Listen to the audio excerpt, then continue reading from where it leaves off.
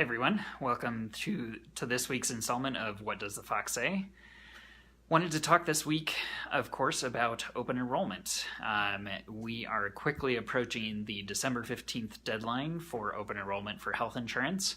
For states outside of Colorado and those that use the federal marketplace, that means the hard deadline for enrollment is December 15th, i.e. tomorrow.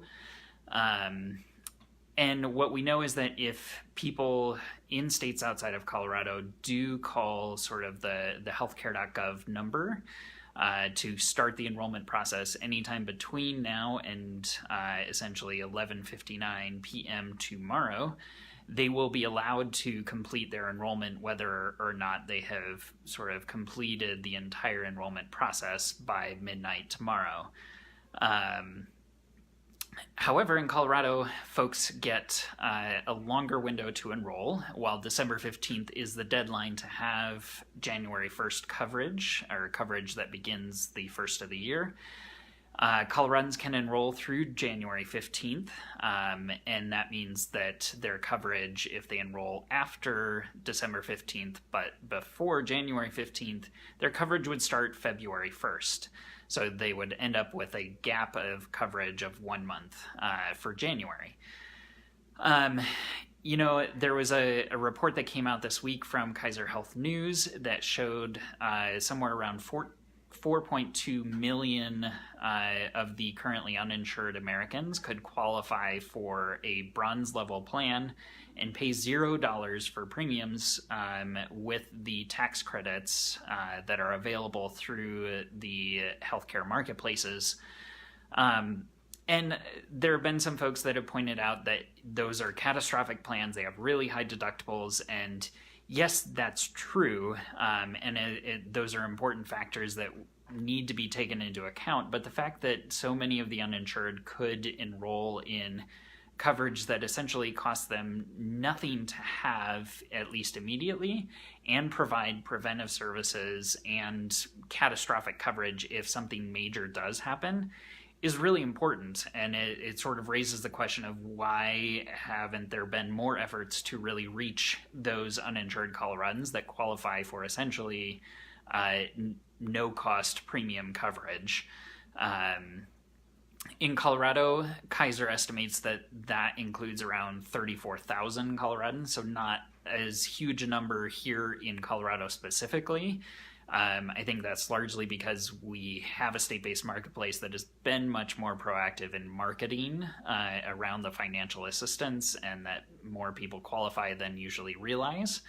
But I would encourage anybody to sort of get the word out that open enrollment is still happening here in Colorado. Tomorrow's the deadline to have coverage the first of the year, but Coloradans can enroll through January 15th to have coverage for 2019. Outside of open enrollment, folks will not be able to enroll in coverage unless they have a qualifying life event like getting married, divorced, having a child, moving to a different geographic region. All of those kinds of things would qualify somebody for a special enrollment period. But if you don't enroll during open enrollment and you don't have one of those qualifying events, if you aren't enrolled by January 15th in Colorado, you will have to wait until the next open enrollment period starts, hypothetically November 1st of 2019, to enroll in coverage. The other thing I wanted to talk about is there were some big decisions, or sort of not decisions, by the Supreme Court this week, Monday. The Supreme Court refused to hear two cases related to Medicaid reimbursements to Planned Parenthood through the Medicaid program. And in doing so, the Supreme Court essentially said that the states can't deny Medicaid reimbursements to Planned Parenthood just because. And so that is a relief in many states because Planned Parenthood ends up being a provider in many cases for clients who have Medicaid. And that's important for sort of Planned Parenthood's sustainability as well. But I think while that wasn't an issue here in Colorado, it also sends a message that states can't just start cutting providers out of Medicaid and Medicaid programs just because they want to. So I think that is good. And typically the rules around Medicaid have said in a state, any provider who is willing to provide Medicaid services and take Medicaid reimbursement was an eligible provider, as long as they completed sort of the enrollment process as a provider and all of those sort of nitty-gritty things at the state level, they could provide Medicaid services.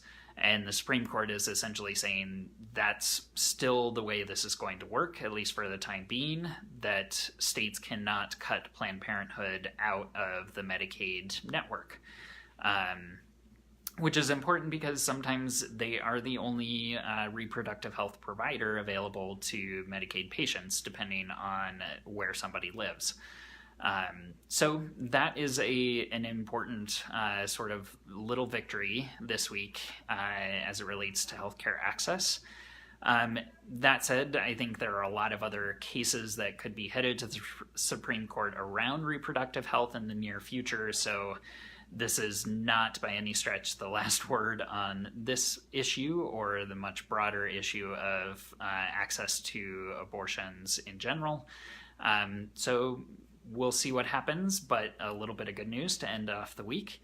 I'll be in touch with you next week, and then we'll be taking a week off for the holidays, and we'll see what the new year brings. Thanks, everybody.